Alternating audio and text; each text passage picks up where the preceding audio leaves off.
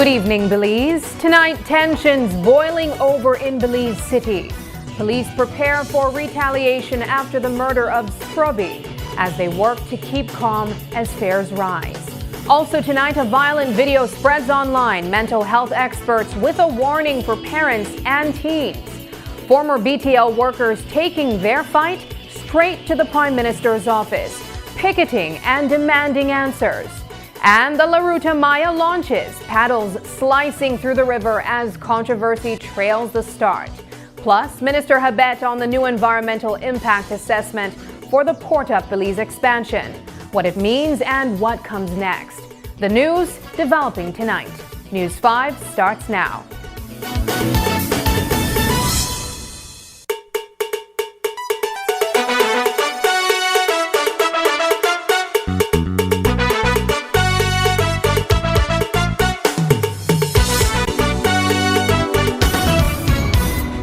Of God with Pastor Gino Jennings of the First Church of Our Lord Jesus Christ every Sunday morning at 8 a.m. exclusively on Greater Belize Media. The Truth of God with Pastor Gino Jennings every Sunday at 8 a.m. on Greater Belize Media. At Habet and Brothers Habet, we've always proudly celebrated Women's Month. This year, we celebrate women keeping the balance at home, at work, and in their communities. That's why all March long, all women receive 15% off store-wide, from paints to plumbing and everything in between. Plus 30 to 65% off lots more deals on sale and clearance. With trusted experience, top quality products, and service that's second to none, we're here to support women every step of the way. Visit or call us today. Happy Women's Month from all of us at Habet and Brothers Habet, doing our part to balance the scales.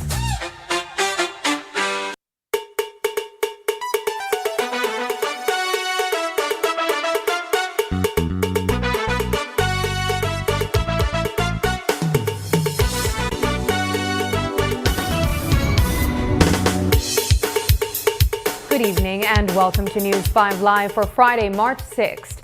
I am Sabrina Daly. Belize City remains on edge after the broad daylight killing of Edward "Scrubby" Saldano Jr., a familiar figure on the streets. Saldano was riding his bicycle on Thursday near Amara Avenue and Dean Street when a gunman approached and opened fire, ending his life in the middle of the day.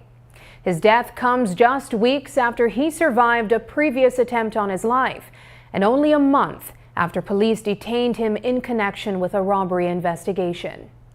But while investigators work through the details, it's the ripple effect across Belize City that's drawing urgent attention.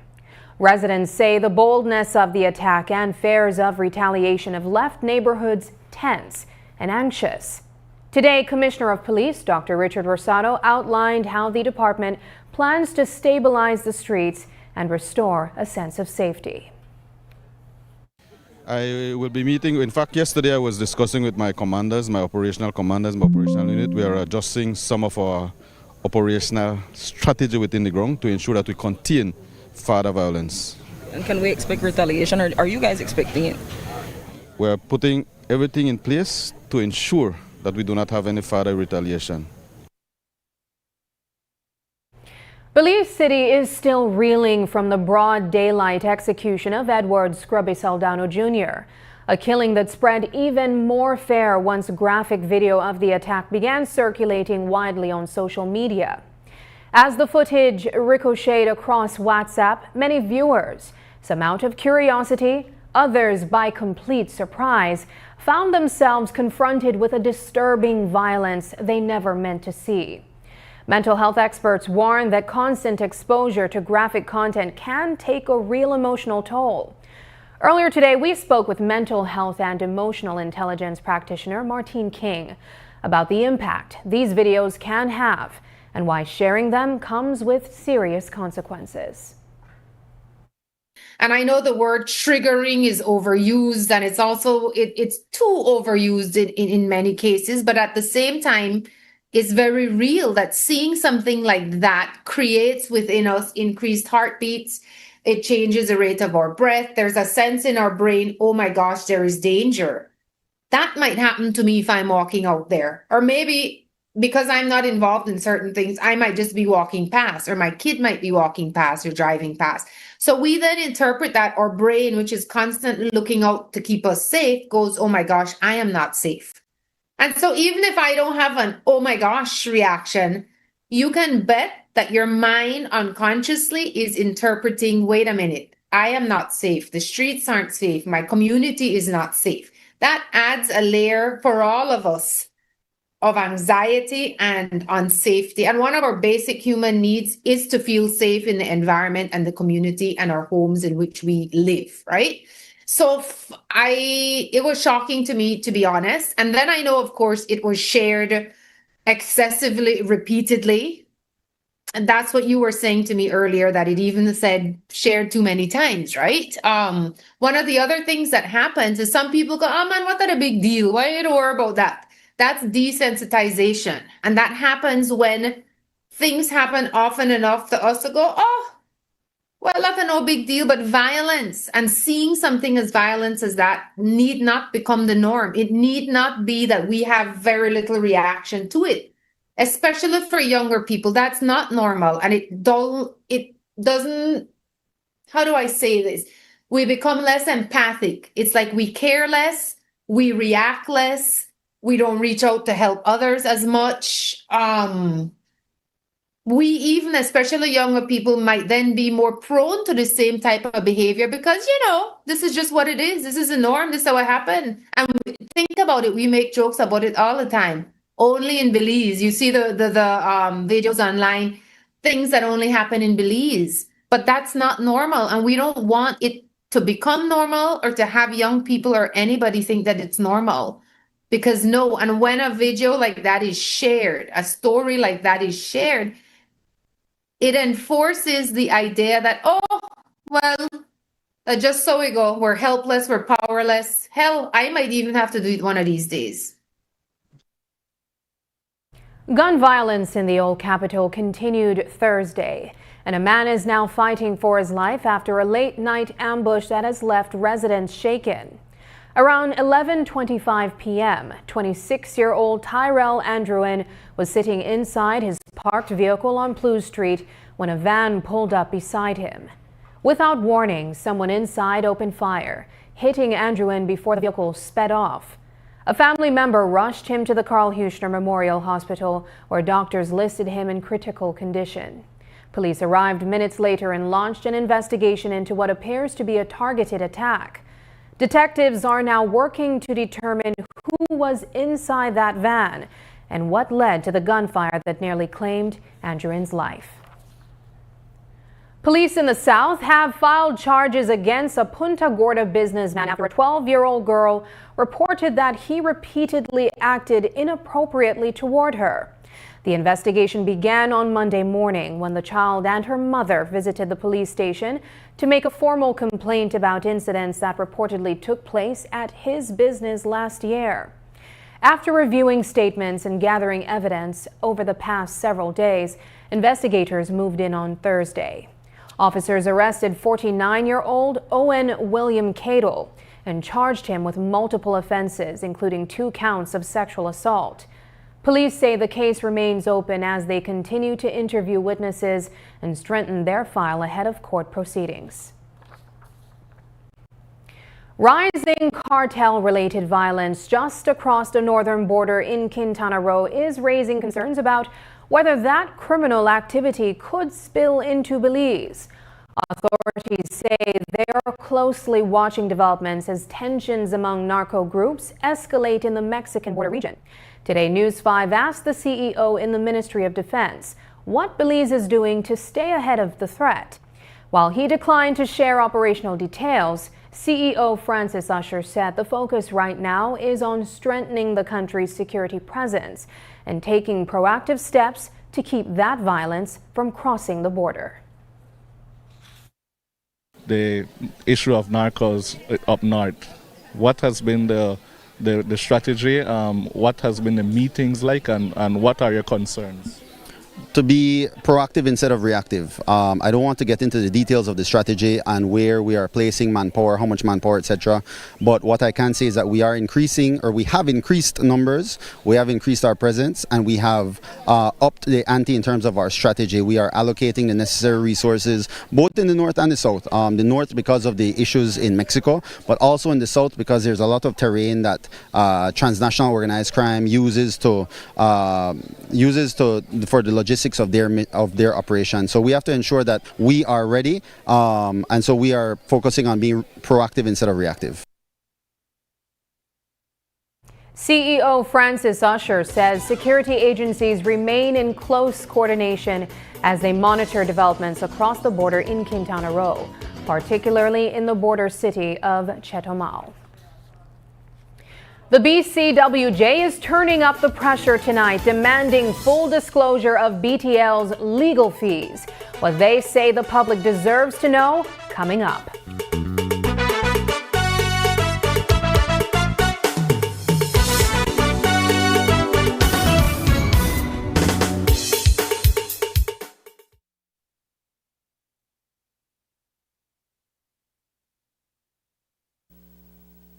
Hello, friends. This is Dr. Bob Roberts with another 60-second sermon from God's Word.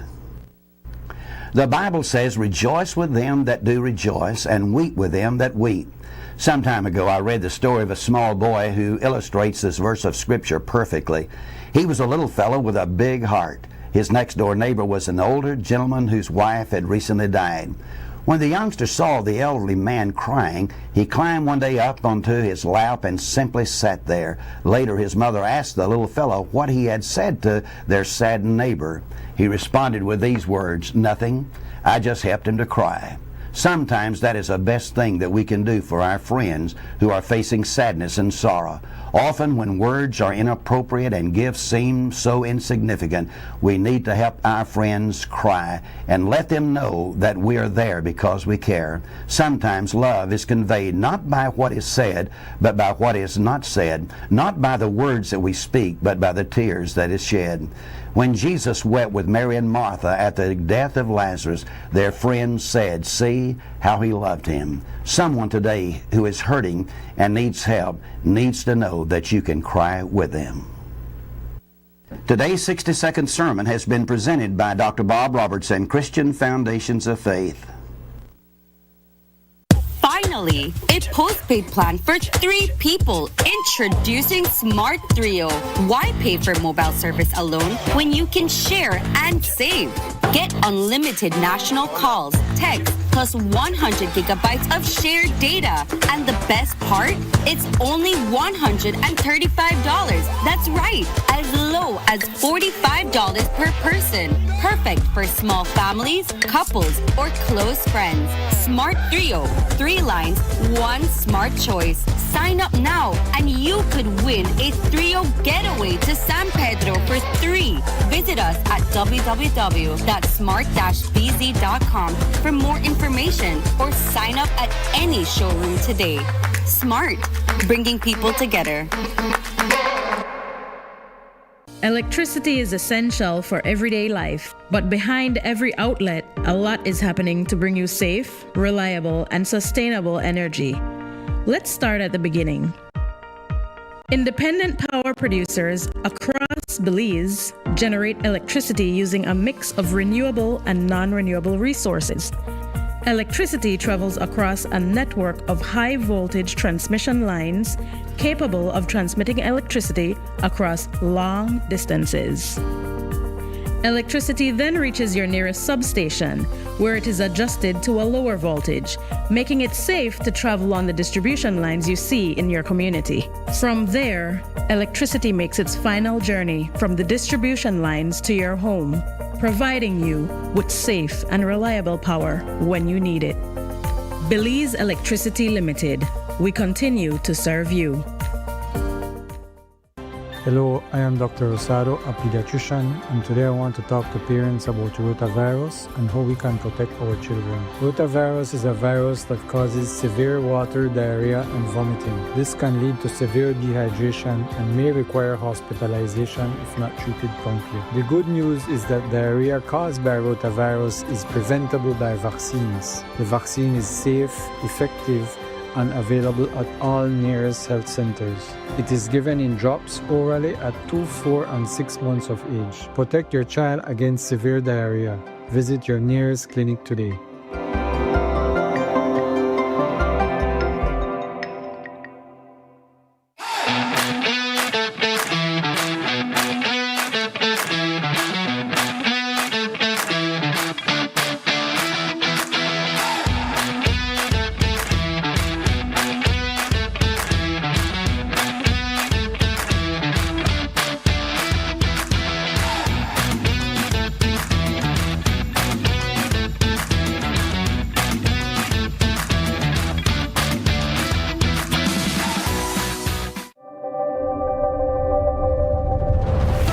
connection we make is more than just a signal. It's a student unlocking a future through digital education. A young mind daring to dream bigger. Our culture shared with the world in real time. And everyday heroes answering the call of civic duty. When we connect with Digi, we empower Belize.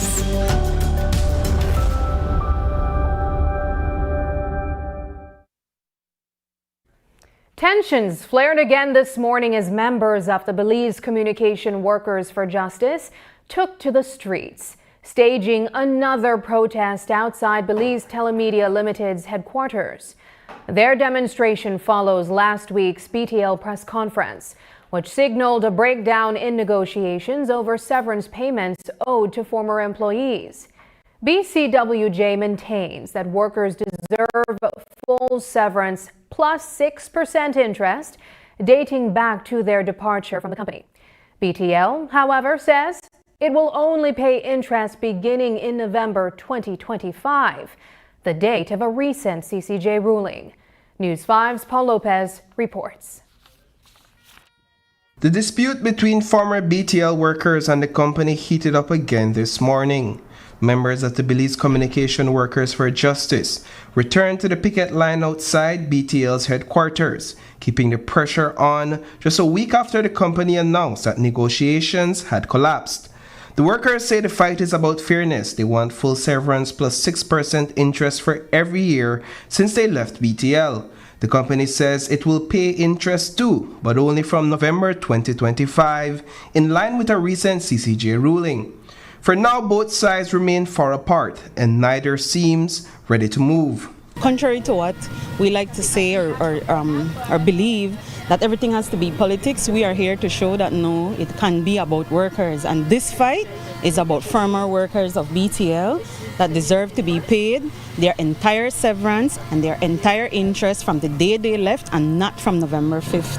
Of 2025, the CCJ ruling, which is just a couple months ago. During its press conference, BTL said BCWJ can't expect the same outcome that the CCJ awarded to Irvin Marin and others, because these negotiations are happening outside the courtroom. So if we're both saying we're talking, and we're both saying we don't want to go to court, the expectation that we will give and you will get everything that you believe you should get if you go to court cannot be the premise that we're talking, in our view. Emily Turner and the BCWJ are pushing back against that position. We put out a specific example with Paul Perriand.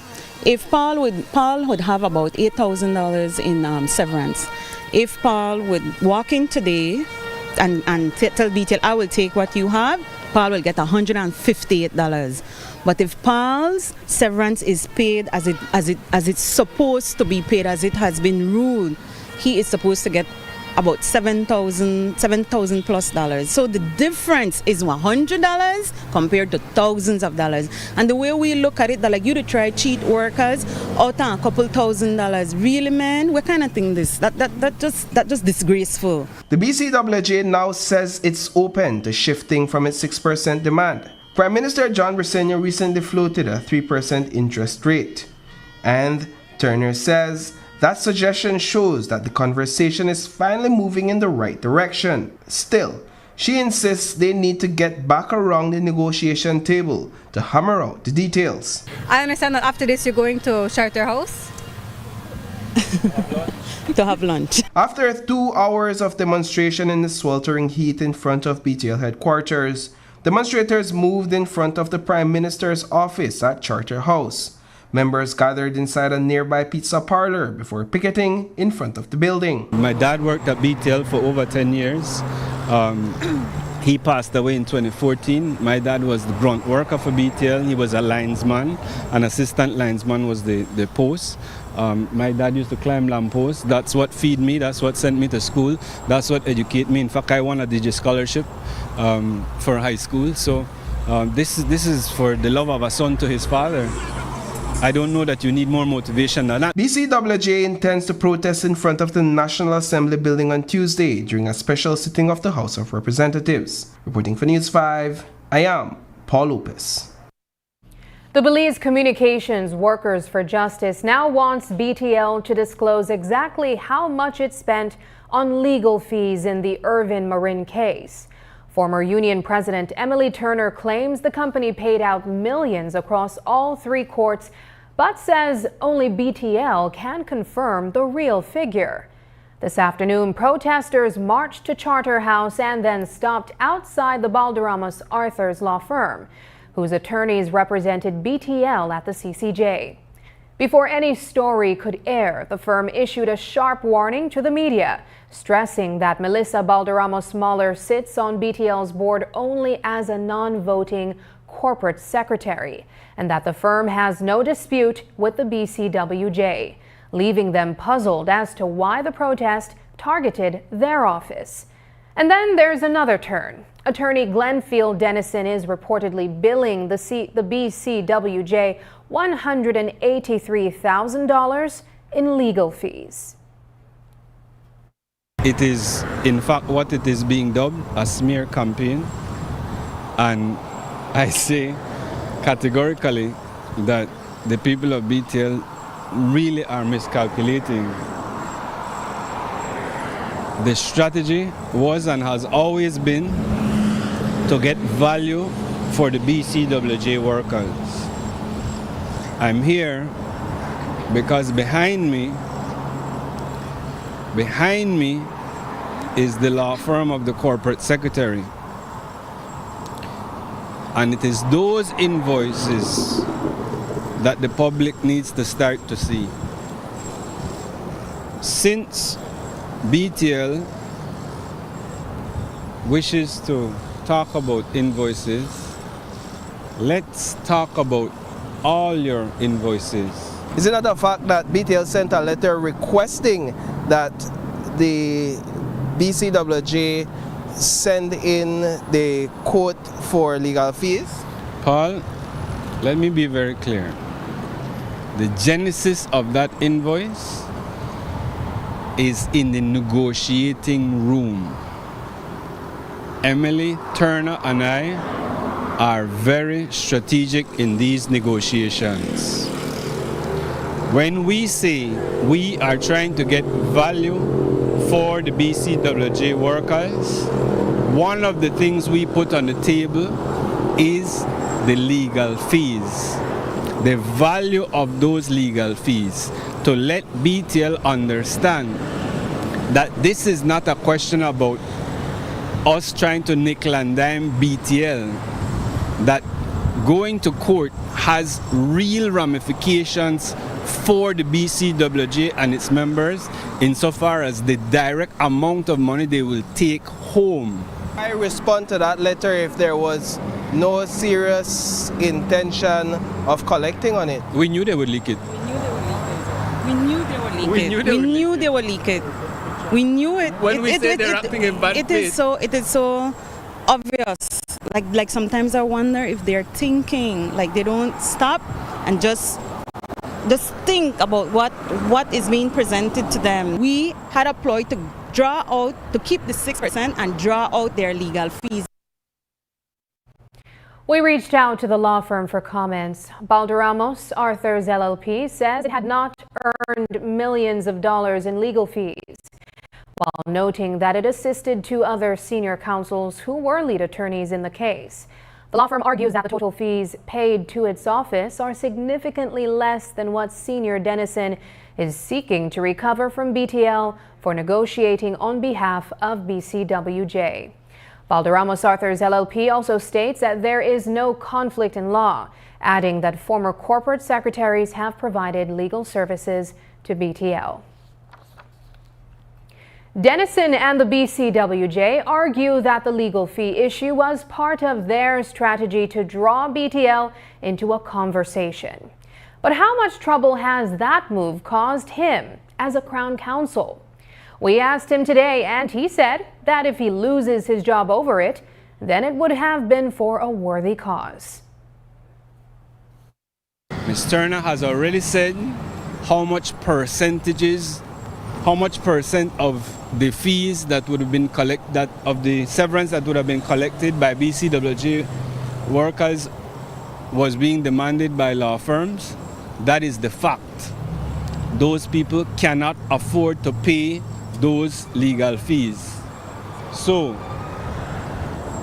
that was our strategy, and BTL fell right into that trap. How much trouble has this invoice created for you in your profession? None.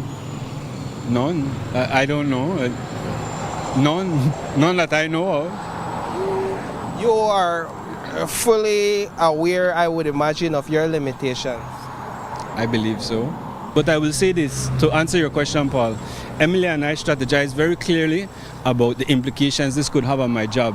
And Emily is here to tell you that I resolved to tell her this. Emily, if they fire me over this, it is a worthy cause. On January 19th, in our report on the Joseph Budna case, we incorrectly stated that Police Constable Gabriel Powell was pressured into giving a false statement. That was wrong. PC Powell did not make any such statement, nor was he forced to do so. We made an error. We apologize to PC Powell for this error and for any distress and reputational harm it may have caused him. We retract the statement attributing this to PC Powell. We have since corrected our online reports on this incident. Roberto Harrison setting the record straight tonight, saying there's no plan to cancel any Ruta Maya partnerships. What he says is driving the confusion coming up. But first, here's tonight's weather forecast.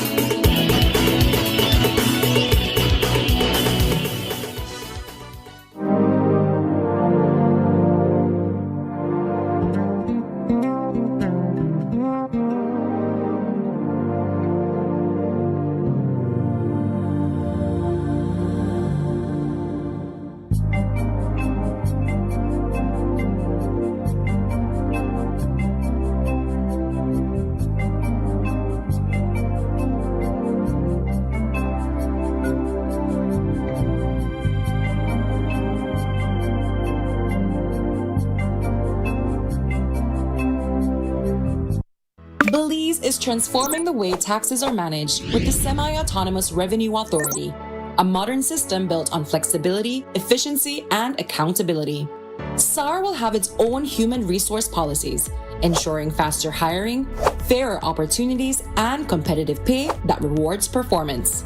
The SARA will also manage its own budget, making it easier to fund what matters most: better technology, improved taxpayer services, and stronger enforcement when needed. With this flexibility comes responsibility. Independent audits, public reports, and parliamentary oversight will ensure full transparency. SARA's transparency, flexibility, and efficiency will ensure smarter decision-making, better taxpayer service, and responsible use of public funds. SARA, flexibility to serve you better, accountability to serve you right.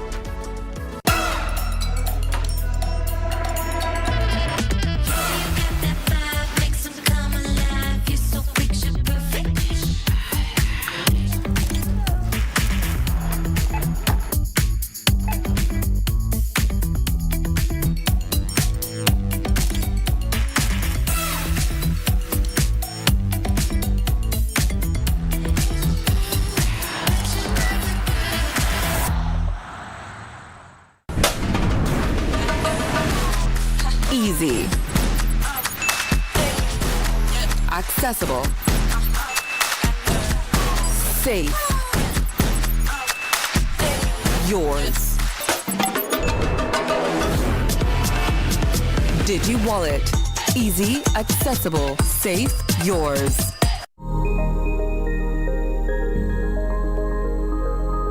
Are you a forward-thinking farmer ready to adopt climate-smart practices? The future of farming is resilient, sustainable, and profitable, and we're here to help you achieve just that. Whether cultivating half an acre or 200 acres, DFC offers affordable financing options and a matching grant up to $12,000 for window 1 and up to $60,000 for window 2 to help make your farm climate smart, withstand unpredictable weather patterns, and adapt practices that enhance productivity and efficiency. This program is ideal for farmers and cooperatives. Women farmers are highly encouraged to take advantage. Join us in creating a resilient and sustainable agricultural future for Belize. Apply now and take the next step towards a stronger, greener tomorrow.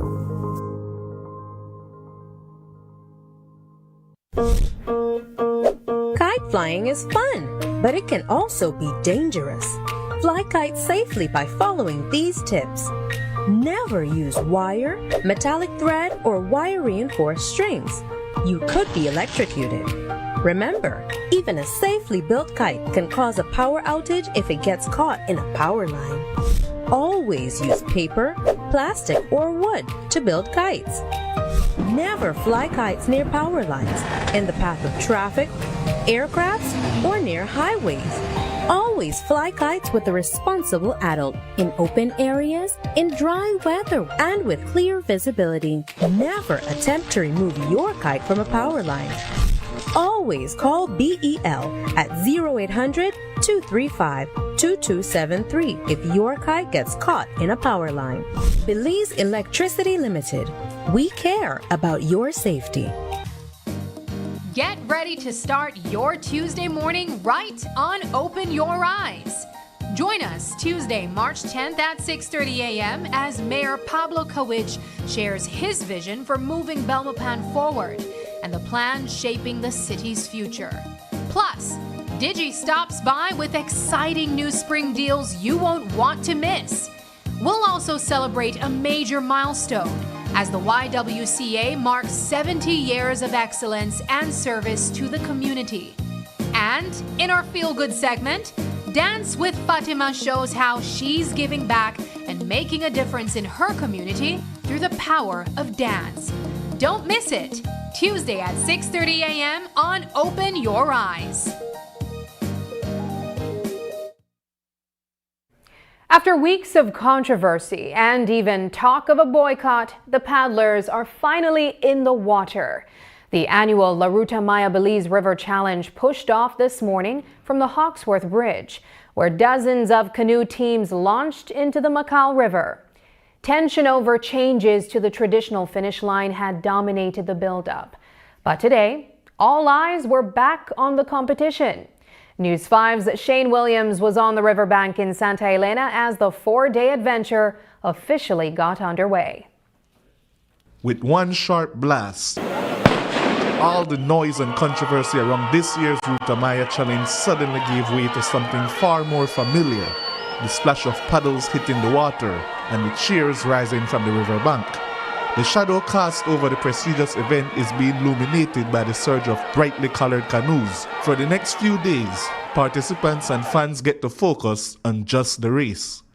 For the organizers, it was a moment that brought both excitement and relief.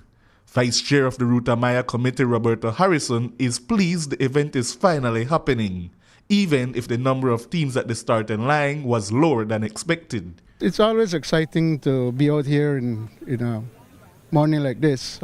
You start to see people coming in, paddlers coming in.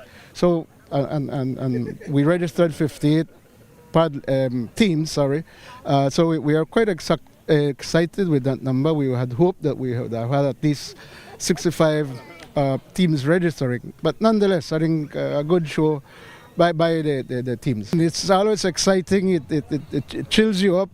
You know that after 6-7 months of work planning it, that it's finally started.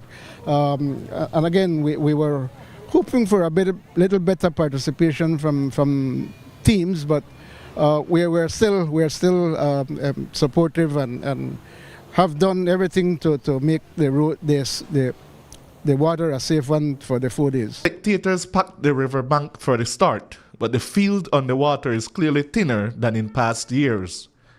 The race hit its peak back in 2010 with 101 teams. This year, only 58 showed up. According to Mayor Earl Trapp, The dispute leading up to the event likely discouraged both paddlers and supporters from turning out for the launch. I welcome it because of the main reason that this is a tourism destination. And when we can invite visitors from home and abroad to come and do an overnight stay here in San Ignacio, I'm sure that that will have trickle-down effect, that they will have a nice experience, and in turn they will encourage friends and families to come and visit. But as well, I am very much grateful for the awareness that this is creating in terms of our environment, and we must do all we can to keep our natural resources clean and preserve it for future generations. When I looked at the crowd while walking across the bridge this morning, the low-lying bridge, I was about almost 6:30, and the crowd for sure have been cut down from what I saw last year. Still, once the starting horn sounded, the focus quickly shifted to the intense battle on the water. Teams paddled through the winding Macal and Belize rivers, racing toward the initial finish line at Banana Bank. However, this leg of the race was over pretty early, with Team Packed on Track opening a 2-minute-plus gap at the Georgeville service point on the way to a dominant Day 1 victory. Team organizer Francis Usher says the early lead reflects months of preparation, discipline, and leadership of Olympian Amado Cruz. Well, let's start with Packed on Track, led by who I would say and is widely considered the best paddler in Belize's history, Amado Cruz. Belize's only canoeing and kayaking Olympian. He's paddling with his cousin and his nephew, Christian Lopez and Enrique Cruz. They've been training together since November of last year. They are ready. They're in really good shape. And you notice typically when you get past Branchmouth and get to Esperanza, you still have a lot of teams together. We had a 40-second gap there, and I only look for the gap to increase, but I don't want to jinx it too early. But I have the utmost confidence that Team Packed on Track will continue to do well. With 3 more demanding days ahead and almost 130 miles of river still to navigate, teams will now set their sights on maintaining pace, and organizers are hoping for better turnout as the race draws closer to the Halover Bridge. Shane Williams reporting for News 5. Coordinating security for a 4-day race like the Ruta Maya is already a huge undertaking. But this year, law enforcement is juggling an extra challenge, a possible split finish in Belize City because of the paddlers' boycott. That means officers may have to secure 2 endpoints, one near the Halover Bridge by the Grand Resort and another at the Civic Center by the Belkin Bridge. News 5's Shane Williams asked security officials how they plan to keep thousands of paddlers and spectators safe, with the race potentially ending in 2 different places. According to the CEO in the Ministry of Defense and the Commissioner of Police, it will take tight coordination, extra manpower, and cooperation from the athletes to pull it off. We partner, so the BDF and the Coast Guard provide safe boats, and they partner with an NGO called BISART as well, the Belize Institute for Search and Rescue Training.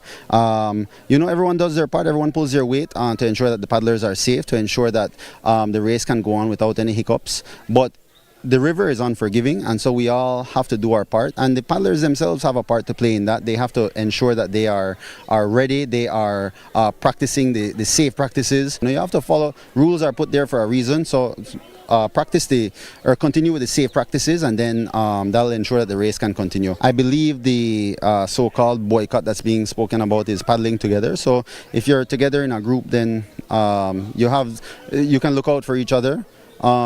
It's a little interesting the way it's turning out, in that they're talking about unity and paddling together as a group, but then they're putting a station prize at Belcan. So how that work? Nobody want to paddle together if there's a station prize. What are the challenges in policing an event, a 4-day event like this?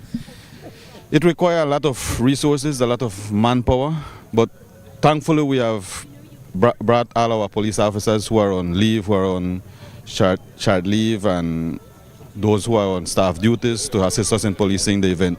So I'm confident that we'll be able to maintain the peace throughout the event. And does moving it to the all over area, make it easier for policing? Honestly, I wish that the association, the organizers, and everybody would work in concert so that we have one stop rather than multiple stops, because then it stretch the police officers, it stretch our manpower. As paddlers shift their focus to the start of the Ruta Maya Belize River Challenge, uncertainty continues to trail the iconic race. Officials say this year's contentious decision to move the finish line stems from planned bridge construction in Belize City, a change they view as necessary to avoid future disruptions.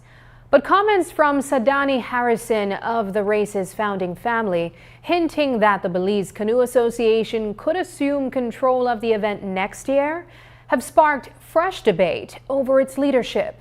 Vice Chairman Roberto Harrison defends the finish line adjustment and describes the suggestion of a takeover as premature, noting that any transition in stewardship would require meaningful dialogue first.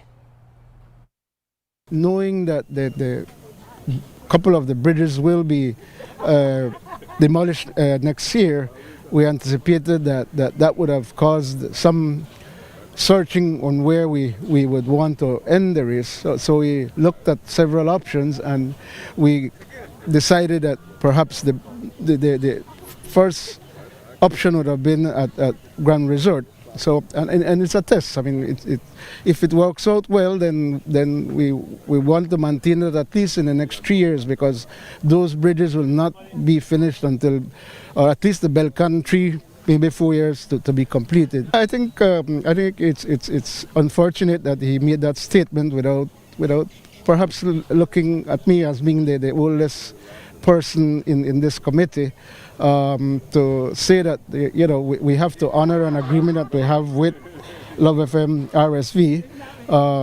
So to make a premature statement like that was perhaps not the best at the time.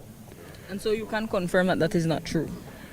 I can't say it's not true, because that was his position. At least my position is, there's dialogue to be had if there's any change of leadership, quote unquote, for this race. Day one of the Ruta Maya Belize River Challenge kicked off with plenty of excitement and a few mixed emotions. We caught up with fans and paddlers along the riverbank to hear how they're feeling about this year's race. While some spectators are still getting used to the change in the final stretch of the route, most paddlers told us they're simply thrilled to be back on the water. For them, it's all about the adventure, the challenge, and soaking in every moment on the river. Tell me how you feel about how they change the end of the race. Well, to be honest, I really not like it, because and then the price what they charge is too expensive. Things they get hard, life they get hard, and people poor right now, and the price what they charge, they cut it. Why they are not carrying it back to Belcan Bridge? Because the city is in an upreach. I'm telling you, they have to change. They have to stop that lot of killing. Well, we're looking forward to the excitement. There's a lot of changes, but we got to go with it. Me and my team been training for about a month, trying to do our best here today. We are Japan never quitters. Now, is this your first year doing the Ruta Maya? Yes, all of us is first time. Why did you decide to do it? We're working for JICA, its organization name, and all of the year we are participating every year. So this time, it's our time. How did you prepare for the race? We did the practice couple of times around the Ladyville and once in San Ignacio, but just a little bit. Yeah, 4 or 5 times. Yeah. Ruta Maya is something special, and if you have the chance to try it, just try it. You're gonna love it. We did a little training back in California. My brother is from here, so he has access to the river, and the plan is to just go out and have fun. We don't have any ambitious goals for finishing in a certain time. Just take it all in. What was your advice today? Well, just to be safe on the river. Yeah, that's it. And what are you looking forward to most in this race? Make it to the finish line. Yeah. making it in one piece, and bring a trophy home maybe. Political sparks are already flying in the Twin Towns tonight, even though the 2027 municipal elections are still a ways off. The PUP has made its first move, naming Town Councillor Aaron Mai as its mayoral candidate in San Ignacio and Santa Elena. Mai is the lone PUP voice on a council dominated by the UDP under longtime Mayor Earl Trapp. So today, we asked Mayor Trapp what it's like working alongside a councillor who now plans to challenge him at the polls. Trapp didn't hesitate, saying anyone has the right to run. And then, dropping his own news, he's going after a 5th straight term as mayor. If he believes that that is a call for him, I mean, he has a right to put his name on the ballot, and at the end of the day, the people will decide. But I want to publicly state that I will be seeking re-election. This will be my 5th running for an election as mayor. And I feel very good about myself, but at the end of the day, the people will speak. From the moment I got into office almost 12 years ago, I've been working. That have not stopped, that have not changed. I've been working Monday to Monday. So the people have seen it. The people have seen the changes in this community, and I believe that the people are enjoying the developments that have come to this community under my tenureship. What has your relationship been with the councillor who they have selected to run against you? We have been very good friends. I cannot remember one day we had any disagreements or altercation. No, we are good friends. Like I said, everyone is entitled to make that decision that they believe that they might have a calling for. The Port of Belize is making a big move tonight, filing a major environmental impact assessment for its planned expansion. What's inside the proposal and what it could mean for the country's maritime future, coming up.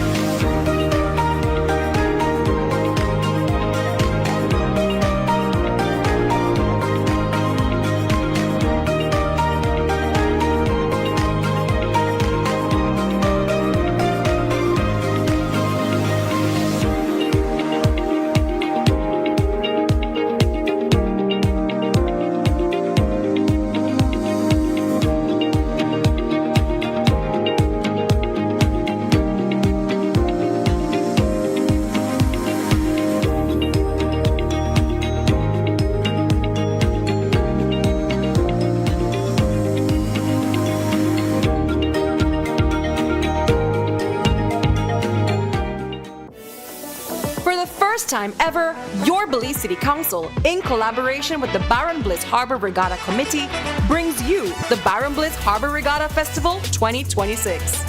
Join us on Sunday, March 8th from 11 a.m. to 8 p.m. on Seashore Drive, Buttonwood Bay for a full day of excitement, family fun, and a sailing showdown. Enjoy delicious food and drinks, live entertainment, and a free kids zone packed with activities for the little ones. Interested in securing a booth space? Contact the Public Relations Department at 227-2308, extension 238 or extension 263. So come out, bring the family, and be a part of this historic celebration at the Barren Bliss Harbor Regatta Festival 2026. Your Belize City Council. Always vote the people. The Social Security Board's new whistleblower reporting system makes it easy and confidential to speak up by reporting misuse of the Social Security services and benefits, including fraud, misconduct, false claims, and more. If you know of any unethical or illegal activity relating to SSB benefits, claims, or personnel, go to ssbspeakup.integrityline.com or use our toll-free hotline 0800-SPEAK-UP, 0800-773-2587. This confidential reporting system is a way for you to report concerns or incidents privately without fear of reprisal. Your submission is confidential and anonymous. The Social Security Board is committed to providing a secure, confidential medium for whistleblowing that promotes organizational accountability and enhances public confidence in our services.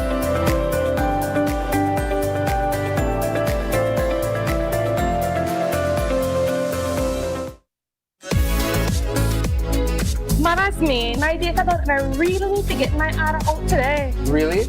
Well, you can join our Smart Group plan. Really? How that works? Easy, let me tell you.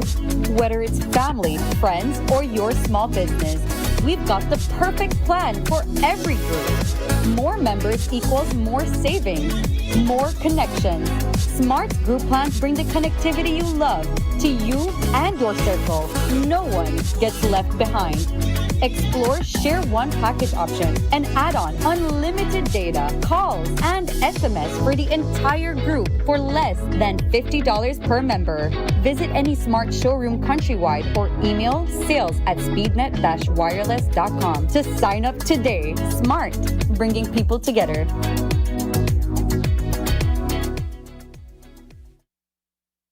Port of Belize Limited opened a major new chapter in the country's maritime development this week by formally submitting its environmental and social impact assessment to the Department of Environment. The 600-page document lays out an ambitious plan to transform Belize's principal port. It details a sweeping redevelopment, deeper navigation channels, expanded cargo berths, new shoreside cruise pairs, and even the construction of an engineered mangrove island ecosystem offshore. According to the EIA, the project aims to modernize national trade, restore Belize City's cruise competitiveness, and strengthen coastal resilience through nature-based design. This morning, Minister of Sustainable Development Orlando Hebet walked us through the next step, the public consultation process for the proposed expansion. I think the consultation process is absolutely necessary because you need to have the public know what is going to happen in their side of the community, especially if it's in a city like in this case, then we would like to know that the city council, the mayor, is apprised of what is happening. Maybe even the area representative for the area, because he has a constituency or maybe more than one constituency is involved. And then the residents of the area also, because many times it is the portion of that community that may be the ones who may be impacted positively or negatively. So you want to hear from them. The difficult portion here is that a lot of the environmental portion is technical, but then the economic portion may not be as technical, but you'll have to see how it will economically be advantageous for the country, for Belize, or that community, or that town, to have a project of this magnitude and of this importance. But also, on the community side, you want to make sure that the residents and those people in that community or those that are adjacent to or close by will also be able to benefit from it socially, because it also has to have a social component. If consultations over an environmental impact assessment sound familiar, it's because we've gone through this process before. When Waterloo controlled the port, it proposed the same cargo expansion and cruise port development project and invested millions of dollars before the effort collapsed. Now, with the government of Belize as the sole owner of the Port of Belize, the question becomes, what's different this time? To make some clarification that the DOE, the NIAC, did not reject the first project, really. The project was denied, actually, they were denied environmental clearance because the investors did not supply the information that was requested from them to make a sound decision. So with this next project, they might have some similarities. You really can't escape from that. So they might look similar in a way. But I believe that one of the major things that this project also shows is that while the other was going to deposit a lot of the material right nearby the shore that it would affect the environment in that particular area, that this project has presented an option to create an artificial wetland where mangrove will be planted that will promote biodiversity, shoreline protection, and have other benefits for the community. And so even the maintenance of those or the co-management of that particular area can be taken up by an NGO, a community-based organization, and so that also maybe serve as a park where people can go visit and children can go see, and then maybe even as a research and study area. So I think there's some difference in that regard. Concerns over rapid dredging and unchecked development on Ambergris Key have prompted a direct response from the Minister of Sustainable Development, Orlando Habet. Speaking on the issue, Habet acknowledged that both Cabinet and the public have raised serious questions about the pace and scale of coastal projects on the island. He says the country must now confront a bigger, long-term planning challenge, one that determines how much development San Pedro and similar communities like Kikocker and Placencia can sustainably accommodate before reaching their limit. The conversation has come up.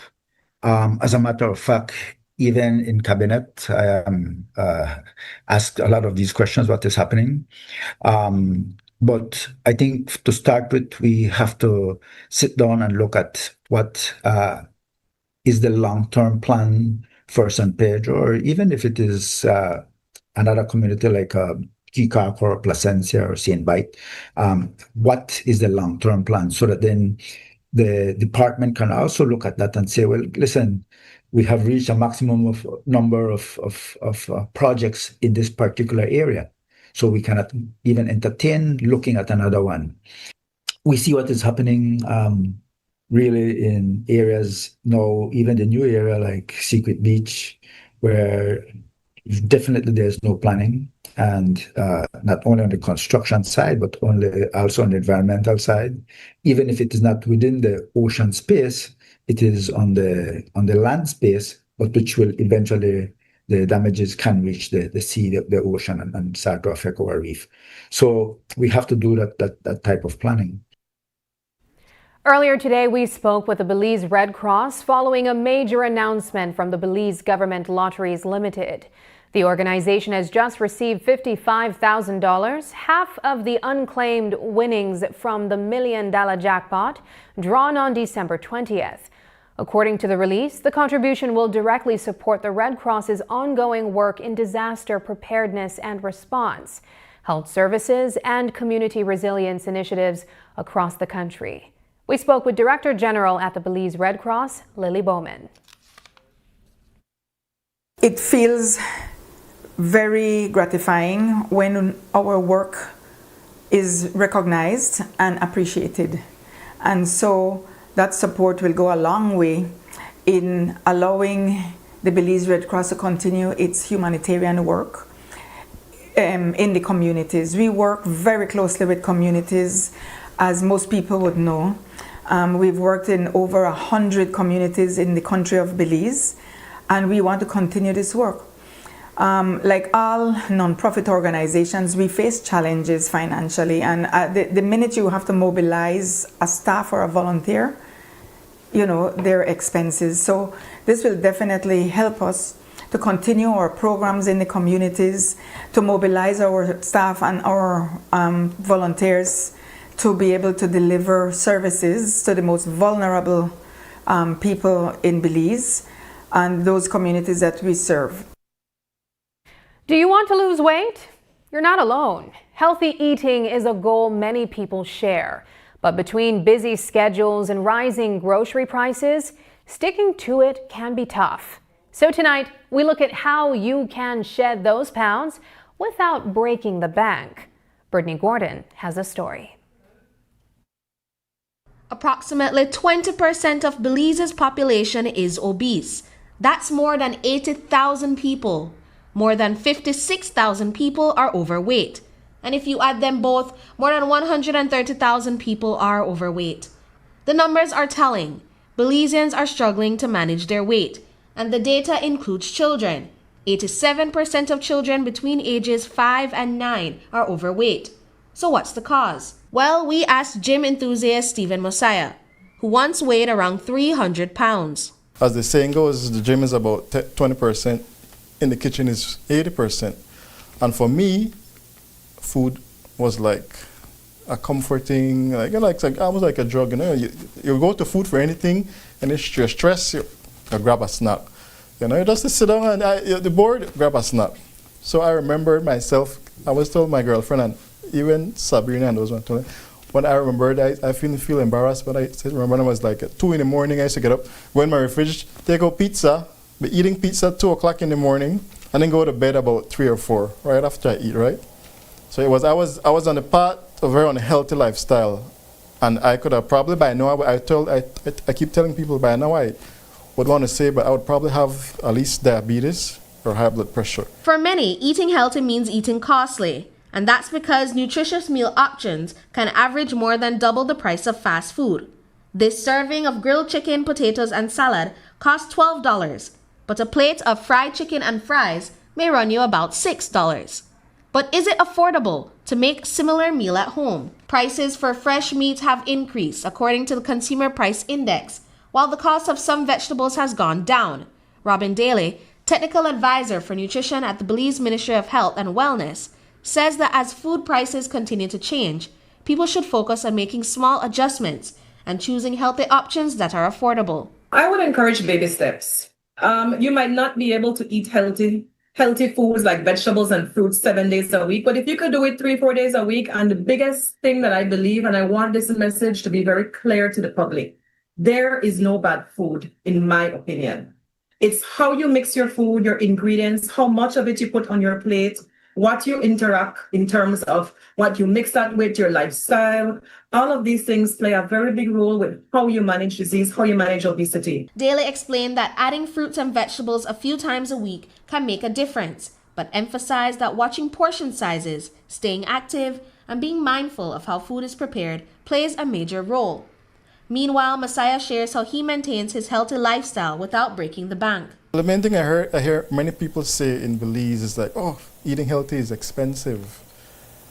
I mean, that might be true if you go to a certain restaurant and you want healthy, you'll pay 50, upwards. But I myself, I find little hacks. I go to the market, I buy my veggies, I buy my meat. I end up spending $50 on a whole thing of meat, chicken, pork, beef, and that lasts me about 2 weeks. And then I buy the veggies, I might spend $30, and it's not much. The government has also been working with food vendors to promote healthier food preparation. Campaigns such as Shake the Habit encourage fast food providers to reduce the amount of salt and fat used in meals that thousands of Belizeans consume every day. That targets people, vendors in particular, vendors, chefs, cooks, and those are some of the same people that prepare our fast food. So what we have been doing as a ministry is doing basic nutrition education with them. And I can say up to date, we've already impacted over 5,000 vendors have been exposed to this video since last year, May. And we've had that conversation with them. So when they do their food handlers training for their food handlers license, They get it's a small video, a short video, but they do get a snippet of how to prepare foods in a healthy way. Messiah's advice for those who wish to take control of their health is simple. Do your research and take it at your own pace. The easiest way to incorporate and get healthier is just do simple changes. Instead of going to the store and buying a fried chicken, go to Publix and buy the rotisserie. The rotisserie is only $7. Still not that expensive, you know. Make small changes. While eating unhealthily can be convenient, a nutritious diet is achievable. The Ministry of Health and Wellness has shared simple food options that are both low cost and nutritious, available right here in Belize. Brittany Gordon for News 5. UE is shining a spotlight on an icon this Women's Month, unveiling a special book collection in honor of the late Jenny Lovell. How her legacy lives on through the pages, coming up.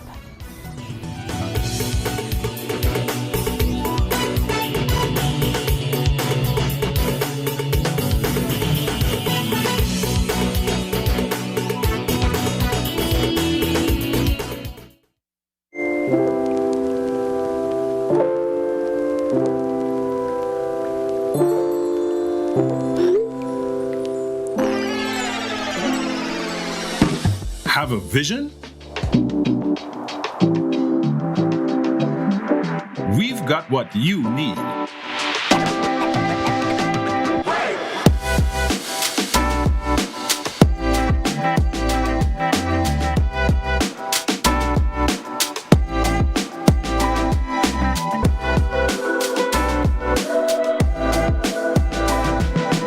From idea to install, Brothers Habet.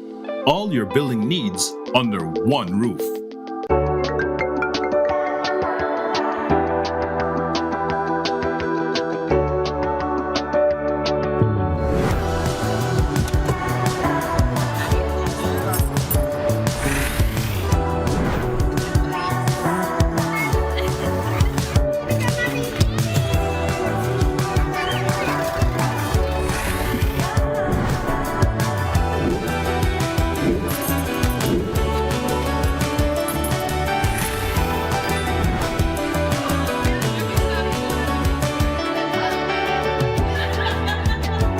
The future is calling. Belize Bank. Your future, our commitment. What happens when you step off the edge? Too late to back out now. He said I'm ready. No, I'm not. And land somewhere unexpected. Sometimes it breaks you open. Wild at root, that is very bitter, but sweet on the tongue. Where history calls out, and you answer with open arms. This isn't just a journey, it's across borders. That was amazing!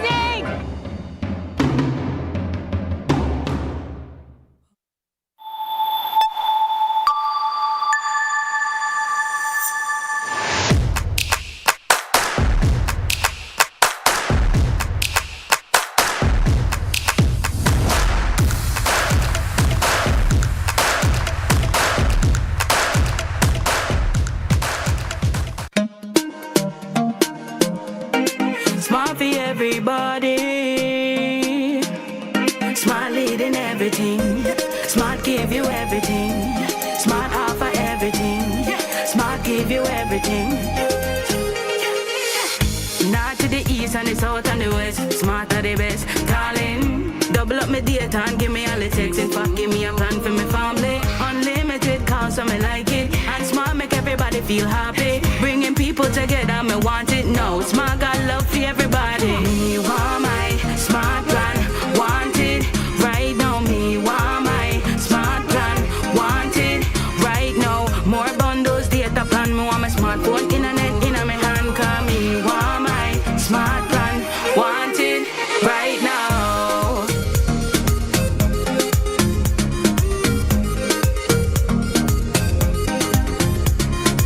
Smart. Stay connected. Stay happy.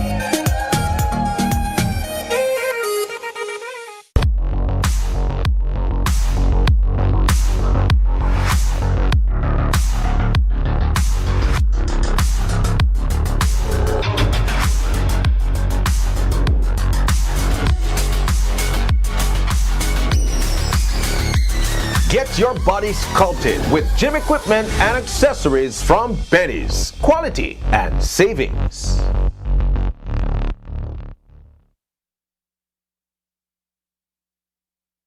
As part of Women's Month celebrations, the University of the West Library in Belize City unveiled a special book collection honoring the late educator, mental health professional, and beloved TV personality, Jenny Lovell, who passed away in 2024. Her son donated the extensive collection, which features works on women's issues, psychology, and healthy living, reflecting her lifelong commitment to education and mental wellness. The display gives the public a chance to explore her research and her deep love of reading. Library assistant Ian Cacho says the university plans to make the showcase an annual tradition to encourage Belizeans to reconnect with the value of physical books and the knowledge they offer. What you're seeing here is a very generous collection from Miss Jenny Lovell. You know, she was one of our educators here at the university, and she was responsible for helping a lot of our students transition or pursue their master's program in counseling, and she also taught counseling and advanced counseling here at the university. But she was a great part of the institution, and she has been with us for so long. And as part of Women's Month, you know, after her son donated these books to us, we said, you know, we had to let them out. We had to have people access them. So we have them available. We have them on display. We have, you know, it's a lot of books. So it covers a wide variety of different subject matters, mostly, you know, with looking at women's issues, women's health, psychology, you know, counseling, you know, about healthy living, healthy eating, about, you know, also about, you know, drug addiction. You know, that was what Miss Jenny was known for. She was a mental health professional, right? So, you know, she was a part of that faculty. So we are glad to showcase this collection with the general public. It will be open as long as the university is open. It's regular time, 8 to 5 o'clock. You all could come down and visit this collection. Primary school footballers lit up the FFB field in Belmopan today, battling for national bragging rights in the primary school football championships. District champions went head-to-head, showcasing some of the best young talent in Belize. Independence Primary from Stan Creek dominated the girls' final, cruising to a 4-0 win over Shanush SDA. In the boys' match, Sacred Heart Primary from Cayo claimed the title with a solid 2-0 victory over Wesley Upper. News 5's Shane Williams caught up with National Sports Coordinator Kaya Katus, who praised the skill and strong support on display this year. So today is the second day of the National Primary School Football Championships. It is the culmination of tournaments played across the country. We have 6 districts, but in total it's 11 municipalities across the country where we play football in their specific areas, and today what we see is the champions from these districts. So it's literally the best of the best in the primary school level. What have you been seeing so far? Definitely a whole heap of talent in both the boys and the girls. It's very refreshing to see kids at this age playing at such a high level. What's your take on all the parents out here? It's definitely great to see the support that these kids have. And you know, parents love the developmental rules because there is no parent that comes to a game and watch their child sit on the bench. Every child gets playing time, and it's not garbage minutes, it's proper playing time. So for example, in football we play 4 periods of 10 minutes each, and there's 14 kids on a team, so there's 2 goalkeepers, and you have 7 kids playing the first and the third period, and the other 7 playing the second and the fourth period. So every kid get proper playing time out here. Roaring Creek Village got a major boost this week, not just in education, but in community safety. A brand new 2-story building now stands on the grounds of Our Lady of Fatima RC School. and it's built to do double duty. By day, it will serve more than 200 students in a modern, upgraded learning environment. But when bad weather threatens, the structure transforms into a fully engineered hurricane shelter, strong enough to protect up to 200 people. The Ministry of Infrastructure Development and Housing led the project, which marks a significant investment in both education and disaster preparedness for the area. Brittany Gordon reports on how the new facility is already making a difference in Roaring Creek. Students at Our Lady of Fatima RC School in Roaring Creek Village are starting a new chapter in learning with the opening of a brand new school building. The donation provides 7 classrooms and modern bathrooms, giving more than 200 students a safer, more comfortable place to learn. Prime Minister John Brisenia says every child, no matter where they are born, deserves access to quality education. The opening of this new classroom building is so much more than this opening ceremony, opening the doors of a new building. It is about opening doors of opportunity for the children of this village and for the other hundreds of children that will follow. Across Belize, especially in our rural communities, we understand that education is the most powerful tools that we have to be able to change lives. It gives you children confidence, it gives you choices, and it gives you the ability to shape your own future and the future of our nation. Prime Minister Brisenia emphasized that while the new building matters, a school's real strength comes from the people and the community who support it. Principal Marlenia Herrera thanked everyone involved, noting that the upgrade was long overdue. And to our parents and all other stakeholders, we must all remember that this building is a partnership in our children. This building belongs to us. For too long, our students at Our Lady of Fatima School have been waiting for a space that reflects their work. Today, that wait is over. This building is a promise to every mother and father in Roaring Creek that your child's future is our priority. We must remember to help guard it, we must help maintain it, we must care for it, we must cherish it, and most importantly, we must let it be a hub of growth. The 2-story building also serves as a hurricane shelter with a capacity of 200 people. Minister of Infrastructure Development and Housing Julius Espat explained that this dual-purpose design reflects a commitment to both improving access to quality education and strengthening community resilience in the face of natural disasters. The building here has about 7,500 square feet. It will have 7 classrooms. But the unique part of the building that it's not only a building to teach. We have designed it in such a way that it will be a hurricane shelter that will be able to accommodate 200 residents of the Roaring Creek Village or any other community that surrounds us. The bathrooms are designed in such a way that if a high wind comes, you don't have to go through the verandas to reach the bathroom. You can access it internally.